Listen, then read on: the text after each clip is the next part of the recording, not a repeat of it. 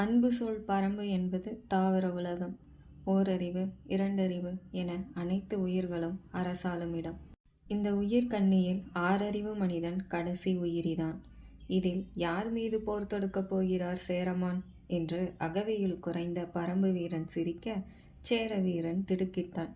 இப்பிறப்பின் வாழ்நாள் முடியும் அரசர்களே பரம்பின் மீது போர் தொடுப்பார்கள் என்று மூத்த பரம்பு வீரன் கூற, சேர வீரன் பேரதிர்ச்சிக்கு உள்ளானான்.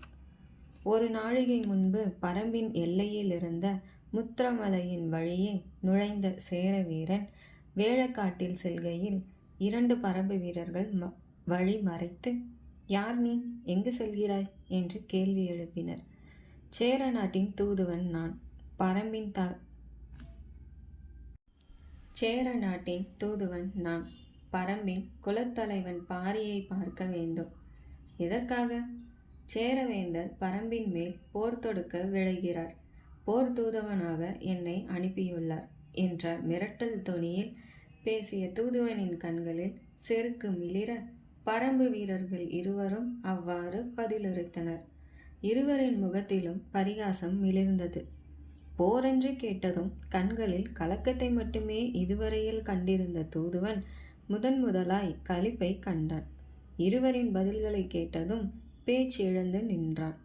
அடுக்கடுக்கான மேகங்கள் தவழும் வானத்தைப் போல பரம்பு மலை எண்ணற்ற மலைகளும் குன்றுகளும் அடர்காடுகளும் வானுடன் பின்னி பிணைந்த நீண்டதொரு மலைத்தொடர். அதன் உயர்ந்த முகடுகள் பெருந்தூண்களாய் வானை தாங்கி நிற்க, தொலைவிலிருந்து பார்க்கையில் அவை பச்சை வானமாய் தோன்றின. வானிலிருந்து பார்க்கையில் பச்சை கடலாய் அலையாடின.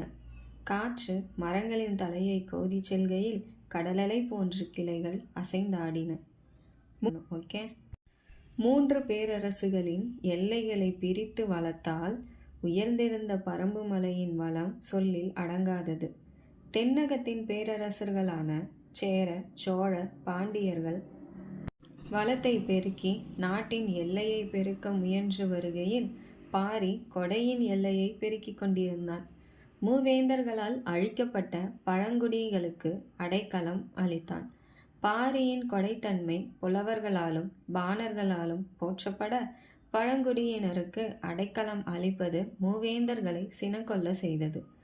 பரம்பை கைப்பற்றும் வழிகளை மூவேந்தர்களும் தேடி வந்தனர்.